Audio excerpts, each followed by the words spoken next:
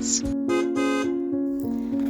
Thanks for tuning in. If you like this video, please give it a like, comment below, and take a moment to subscribe to our channel. Welcome to the charming Patterson neighborhood of Calgary, Alberta. Nestled in the southwest quadrant of the city, Patterson is a delightful community that offers a perfect blend of natural beauty and urban convenience. As you explore this area, you'll find yourself surrounded by lush green spaces, well-maintained parks, and a variety of amenities that make it an ideal place to live.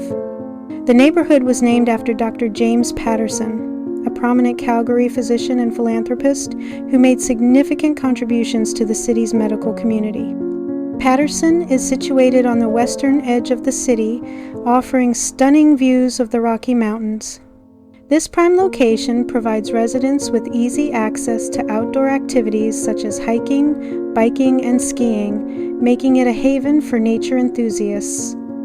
Calgary itself is a large city in the province of Alberta, sitting at the point where the prairies meet the foothills of the Rocky Mountains.